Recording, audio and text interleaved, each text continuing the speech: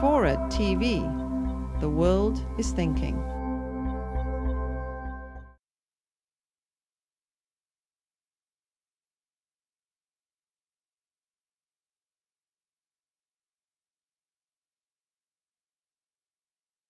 Do you think that George Bush, after 9/11, lusted in his heart for weapons?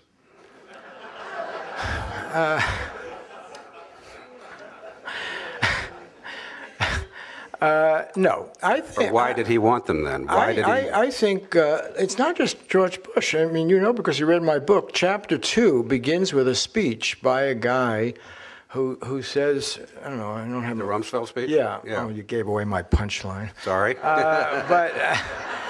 You know, I dug up this speech that Rumsfeld had made in the Pentagon where he, you know, it becomes very dramatic. We are besieged by an enemy. I'm sorry, there's my son Josh who dug it up, and he was my researcher. I don't want to steal credit from him. But I remember when Josh handed me this thing, I said, oh my God, you know, this speech in which Rumsfeld said, our big enemy that spans continents and wastes money and so forth, you know, and that is the Pentagon. And sell this book. This is one people need to read to believe. That's right. That's right. Okay, so they said, you know, he said that we waste trillions of dollars. Our computer can't talk to each other. We don't know where anything is.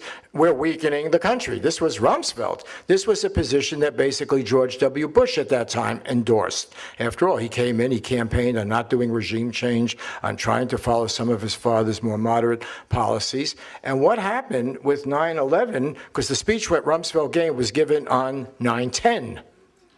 And the next day, everything changed. And hysteria descended, and the military hawks swooped down, and Rumsfeld changed his tune, Cheney changed his tune, and George W. Bush changed his tune. Now, we can get into all sorts of analysis of whether this was his chance to exceed his father or what have you, but suddenly they had a ticket to ride. They had a thing to do, and it captivated them, and the media gave them a blank check. Our most distinguished journals, the New York Times leading the pack, seemed to justify all this, built up this hysteria about WMD and blah, blah, blah.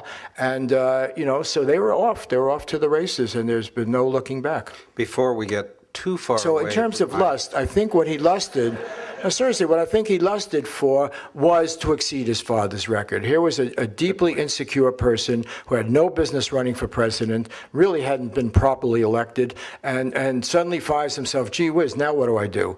You know, and it wasn't going well before 9/11. It was becoming a big mess. And then suddenly there's a way out. Wow, I'm going to be a big hero, you know. And he needed work. Well, he also pointedly rejected the people like Colin Powell and others who had come over from his father's administration who knew something about the world and who were reasonable people. And he went with the people I would consider to be extremists and who had an idea that was directly opposite to the one that George W. got elected on. He got elected on a platform that was rejecting empire.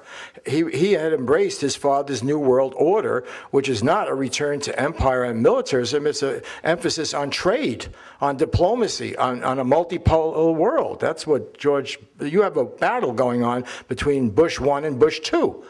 And after 9/11, Bush 2 redefined himself as the very thing that his father had warned us against, and a return to a very old imperial model of securing resources with military power, and it doesn't pay. We know that today. Just go fill up your car with gas. And controlling the oil, you know, and conquering these countries is a loser. That's why the French, the Germans, the Spanish, and everyone else got out of this business of the old imperial model. And now the price of oil went up 5-fold since Bush has been president. So physical control of these resources is not a winner. And here, this is something we can learn from the Chinese communists, who are now the best capitalists in the world. And they go out around making all these agreements. They don't control any oil. They have hardly any in their own country. And they're not facing a recession right now.